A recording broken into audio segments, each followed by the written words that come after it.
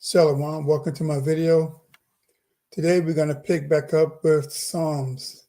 And as you know, as you remember, Psalms is 9 categories, 9 primary categories, and 4 secondary categories. And we're working on the category called inspiration, which is, remember the Psalms covers pretty much everything throughout the history of the scriptures. It covers all the emotions, and some of it is a reflection of everything that was encountered through the Spirit. Okay. Psalms 3, title is the Psalm of Confidence. And with that comes a lot of drama. With this time, we'll do something different. We're going to go through a story of David. Remember, David wrote, I believe, about 73 Psalms. And when David had Bathsheba separated, when he sent Bathsheba's husband to the front line to probably to die or to get killed, but I don't want to say that, but he sent him away so he can have access to Bathsheba. And because of that, what he did, the Lord blessed him, or the Lord cursed him with certain family issues. He said that you're going to have problems in your family. And we're going to read about some of the problems that he had in his family. And pretty much the general background history of where Psalms 3 came from. So with that, let's get started. Barakatah Yahweh, Barakatah Yahweh Shai, call hello Yahweh, Ba'ashem Yahweh Shai, Wahab, Kwak, Kodash. All praises, honor, glory, and power to Yahweh, the God of Abraham, Isaac, and Jacob, Ba'ashem Yahweh Shai, our Lord and Savior.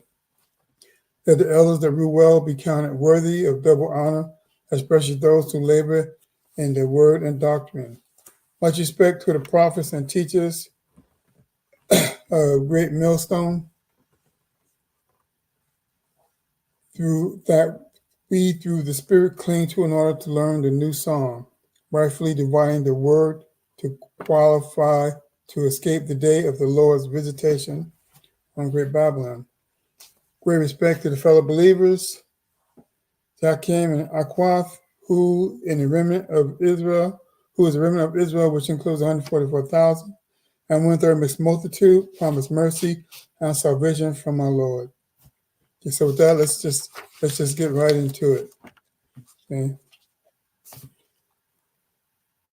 Let's start with, let me share my screen. All right. Yeah, let's go right into it.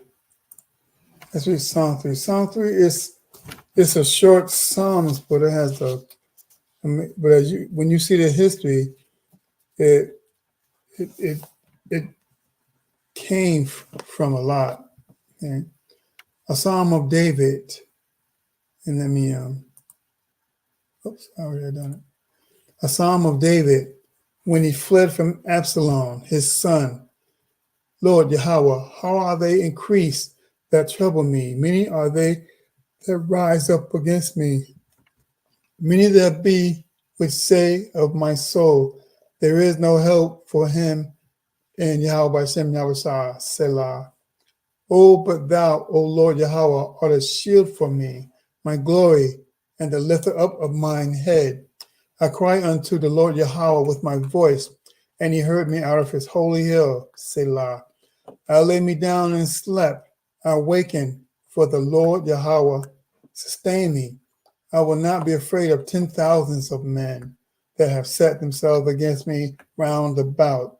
Arise, O Yahweh, O Lord, save me, O my power, for thou hast smitten all mine enemies upon the cheek bone.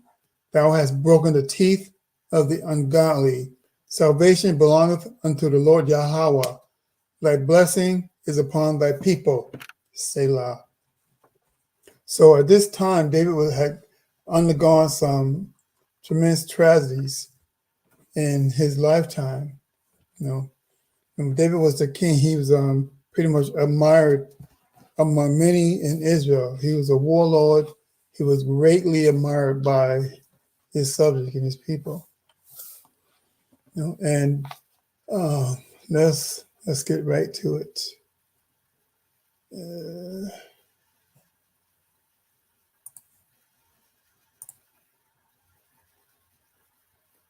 All right. I'm getting this from the King James Bible. Okay. Now, it started with Absalom. Absalom was David, I think it was his third son. You know, and Absalom, the name means father of peace. Peaceful, which is ironic because Absalom was, if anything, Absalom was drama after a certain event that happened with Absalom's sister, Tamar. Now, I don't recall how many wives David had. I want to say 8, but I'm not sure. Now, these children,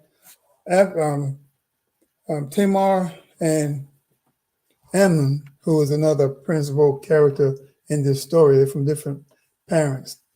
And now, Ammon, he loved Tamar, and Tamar is Ammon's sister. So let's start with this, okay? Okay, like Absalom, David's son by Maacah. Okay, he was noted for his personal beauty and for the extraordinary profusion of the hair of his head. But in Israel, there was none to be so much praised as Absalom, for his beauty from the sole of his feet even to the crown of his head. There was no blemish in him. And so he was a pretty good looking guy, okay? And everybody liked him, and he was smart. And the first public act of his life was the blood revenge he executed against Amnon, David's oldest son and Absalom's brother, who had basically wronged Absalom's sister Tamar. This revenge was executed at the time of the festivals connected with a great sheep shearing at Baal Hazor. David's other sons fled from the place in Hara and brought the tidings of the death of Amnon to Jerusalem. Along with the consequences of the act, Absalom fled to his grandfather at Geshur, and there abode for 3 years, pretty much 3 years hiding from his father. You know, and I want to say hiding from his father, but, you know, I'm just going to assume that because he was gone for 3 years. Let's see. And his second, Chileab, Abigail, the wife of Nabal, the Carmelite, and the third, Absalom, the son of Maacah, the daughter of Talmai, king of Geshur. All right. Along of the consequences of the act, Absalom fled to his grandfather at Geshur, and there abode for 3 years. David mourned his son, his absent son. See, David really liked Absalom. You know, he was, you know, I mean, Absalom wasn't his oldest, but he really had a thing for Absalom. David mourned his absent son, now branded with the guilt of fratricide. And as a result of a stratagem carried out by a woman of Tekoa, Joab received David's sanction to invite Absalom back to Jerusalem. And this after 3 years. He returned accordingly, but 2 years elapsed before his father admitted him into his presence. So he came back to Jerusalem, but his father still wouldn't see him. Okay? Let's see, 2 Samuel 14:28. So Absalom dwelt 2 years in Jerusalem and saw not the king's face. Imagine being in 2 years and the father don't want to see you. But he was no, he was probably feeling guilty from what he did. And I noticed that there's still no mention of Amnon. He wasn't, and I'm sure he had grief, but there's more mention of what Absalom done than mention of the grief that he felt for the death of Amnon. You know, he was more concerned that Absalom had committed fratricide, but maybe reading into it. Absalom was now probably the oldest surviving son of David, and as he was out of royal descent by his mother as well by his father. So in other words, his mother came from royalty. So Absalom felt that he should have been considered for rulership, and that's going to cause some problems, as we shall see. You know, we'll get to it. And I'll read that again. Absalom, now probably the oldest surviving son of David, and as he was of royal descent by his mother as well as by his father, he began to aspire to the throne. His pretensions were favored by the people. By many arts he gained their affection, and after his return from Geshur, he went up to Hebron, the old capital of Judah, along with a great body of people, and there proclaimed himself king. So, as you can see, Ammon, he retained favor from his father's people in his kingdom, you know, through his charm and I'm sure that for some reason, 1 and 2 was not happy with David because Israelites, Jake is a drama-filled, emotional people. So who knows what they were pissed off when you have someone like David ruling who was a man, not no wimpy leader when he made a decree or made a decision, And Absalom, he probably threw some political nonsense, to get to speak, to gain everybody's affection, which he did, and so and then you have people talking in the ears of David and in the ears of Absalom, to try to get, to live vicariously through them, use their power, for their own means. Where we at? He returned from Geshur. He went to Hebron, the old capital of Judah, along with a great body of the people, and there proclaimed himself king. He just, proclaimed himself king, Imagine the nerve, Takes a lot of balls to do that. Or ego. The revolt that he created, the revolt was so successful that David found it necessary to quit Jerusalem and fled to Mahanaim beyond Jordan. Now, Mahanaim is the place where Jacob had the little run-in with the angels when he wrestled the angels, and then he wrestled them all night, and then he told the angels told him to, okay, let me go. And he's like, no, not until you bless me, And he was on his way to his father's house. He was leaving his wife's father. I can't think of the name right now, Laban, I think. And on the way, he heard, he had word that reported from his scouts that his brother Esau was coming to get him. So he split his party into two separate parties. He split his sons up so that everybody wouldn't be annihilated, to march on. And this happened, in Mahanaim. All this occurred during that time. I mean, in that from that place, that's where. Well, this is where that occurred at, beyond Jordan. Okay, back to it. Whereupon Absalom returned to Jerusalem and took possession of the throne without opposition. Yeah, because David left because he, smart, I want to say. Ahithophel, who had been David's chief counselor, deserted him and joined Absalom, whose chief counselor he now became. Hushai also joined Absalom, but only for the purpose of trying to counteract the counsel of Ahithophel, and so to advantage David's case, where David inserted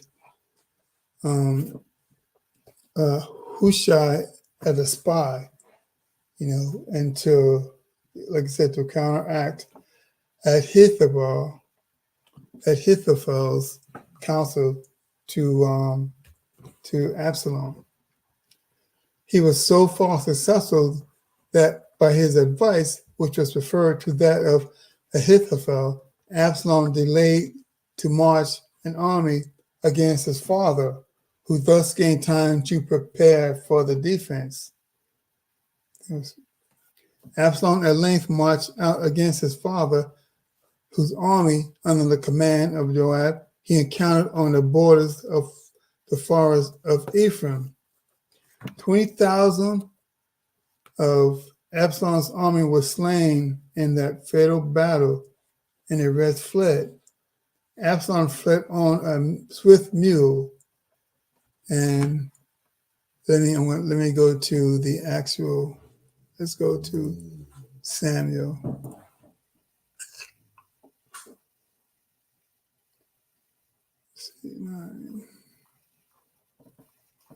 Okay.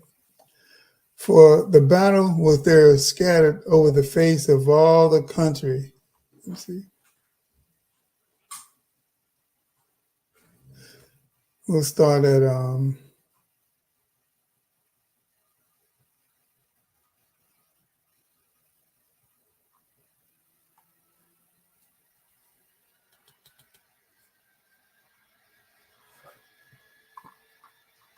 right, let's start at 2 Samuel 18:1. And David numbered the people there with him and set captains of thousands and captains of hundreds over them. And David sent forth a third part of the people under the hand of Joab, and a third part under the hand of Abishai and the son of Zeruiah.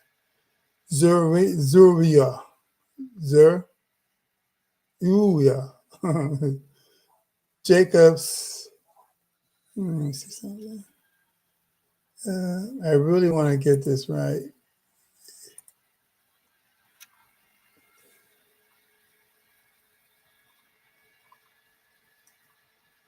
Joab, Abishai. Did I miss it?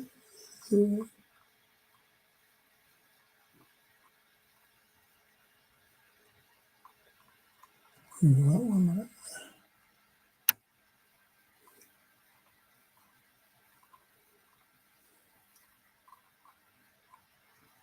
Let's see what this is.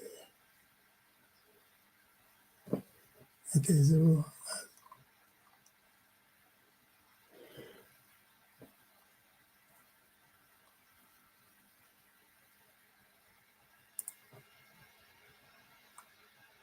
Oh.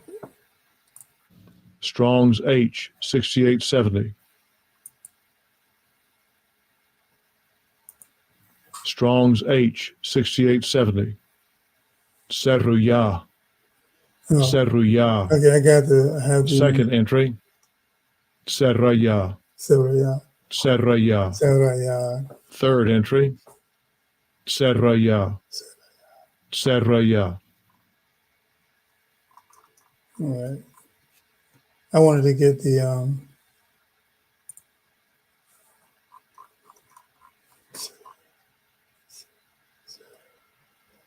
okay, Seraya.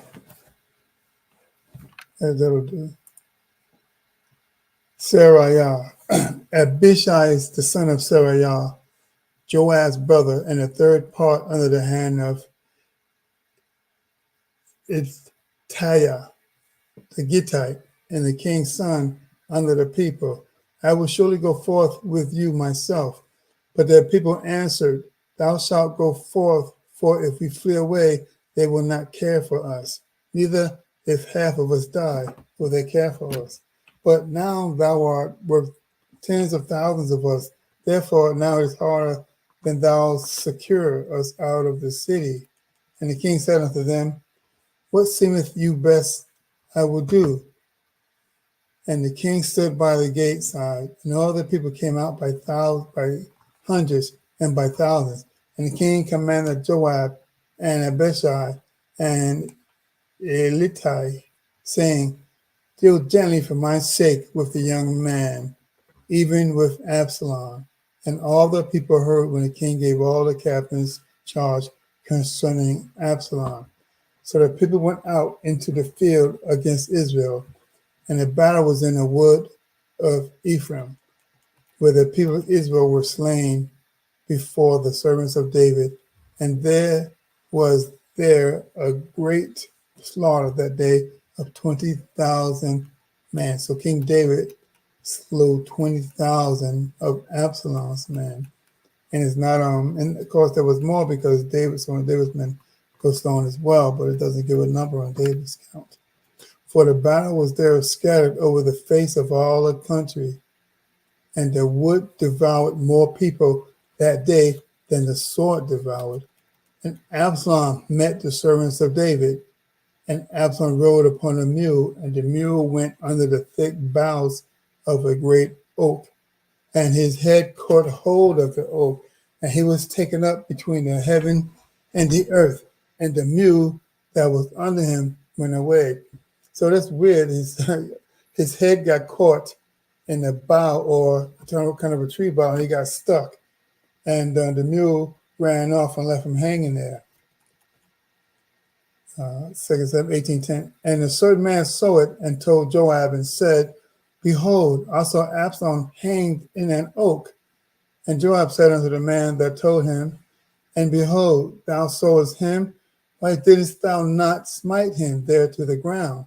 And I would have given thee 10 shekels of silver and a girdle. And the man said unto Joab, Though I should receive 1,000 shekels of silver in mine hand, yet would I not put forth my hand against the king's son. For in a hearing the king charged thee and Abishai and Ittai, saying, Beware that none touch the young man Absalom. Otherwise I would have wrought falsehood against mine own life, for there is no matter hid from the king, and thou thyself would have set thyself against me. Then said Joab, I may not tarry thus with thee. And he took 3 darts in his hand and thrust them through the heart of Absalom, while he was yet alive in the midst of the oak. And 10 young men that bare Joab's armor compassed about and smote Absalom and slew him. And Joab blew the trumpet, and the people returned from pursuing after Israel. For Joab held back the people, and they took Absalom and cast him into a great pit in the wood, and let a very great heap of stone upon him.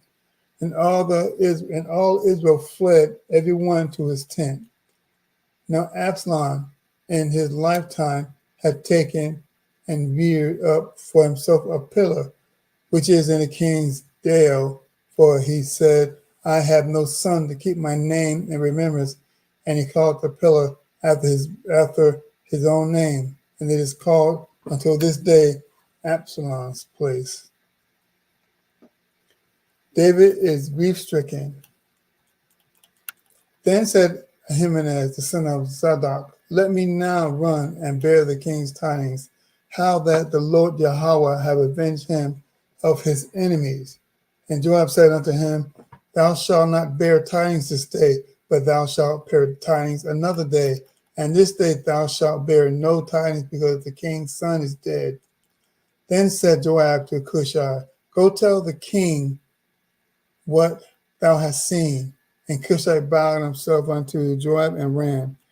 Then said Ahimaaz, son of Zadok, yet again to Joab, but howsoever, let me, I pray thee, also run after Cushite. And Joab said, wherefore wilt thou run, my son, seeing that thou hast no tidings ready? But whosoever, said he, let me run. And he said unto him, run. Then Ahimaaz ran by the way of the plain and overran Cushite. And David sat between the two gates. And the watchman went up to the roof over the gate unto the wall, and lifted up his eyes and looked, and behold, a man running alone. And the watchman cried and told the king. And the king said, if he be alone, there is tidings in his mouth. And he came apace and drew near. And the watchman saw another running, and the watchman called unto the porter and said, behold, another man running alone. And the king said, he also bringeth tidings. And the watchman said, methinketh the running of the foremost is like the running of Ahimaaz, the son of Zadok. And the king said, he is a good man, and cometh with good tidings. And Ahimaaz called and said unto the king, all is well. And he fell down on the ground upon his face before the king and said, blessed be the Lord Yahweh, thy God, thy power, which hath delivered up the king that lifted up their hand against my lord the king.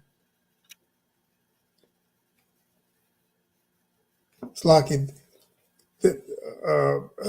blessed be the Lord Yahweh, thy power, that hath delivered up the man that lifted up their hand against my lord the king. And the king said, is the young man Absalom safe? And Ahimaaz answered, when Joab sent the king's servant, and me thy servant, I saw a great tumult, and I knew not what it was. And the king said unto him, turn aside and stand here. And he turned aside and stood still.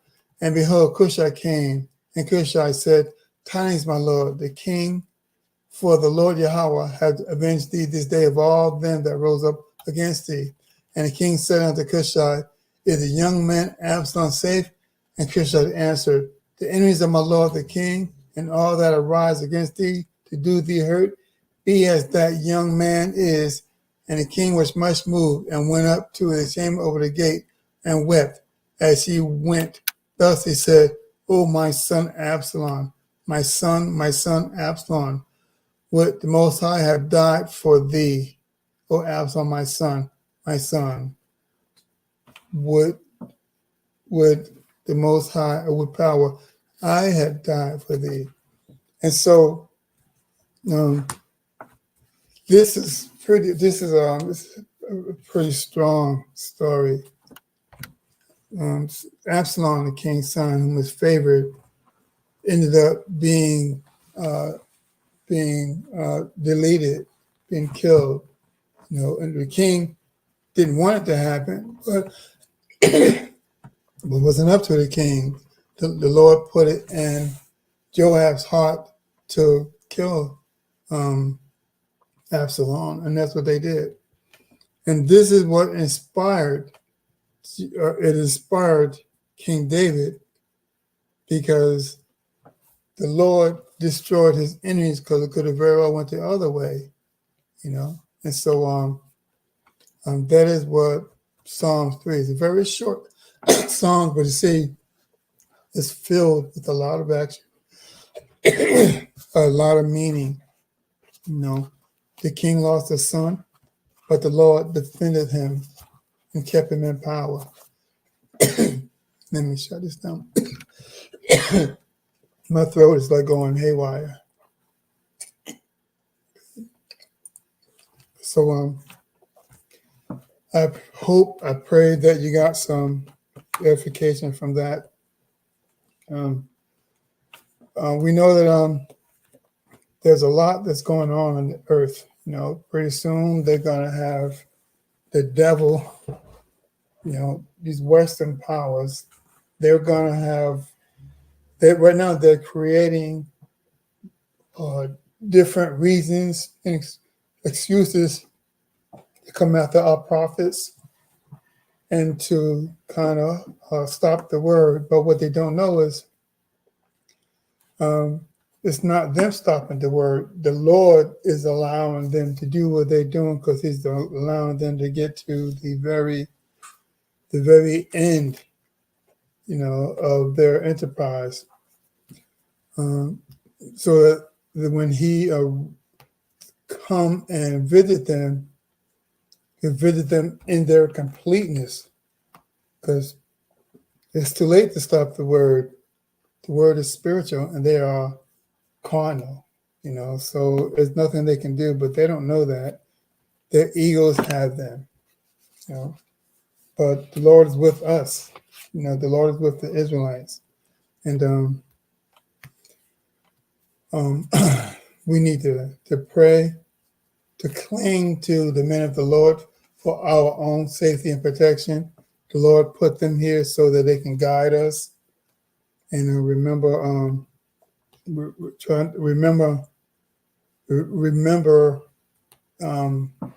to pray and to take hold of the word, and just to maintain, what thou hast.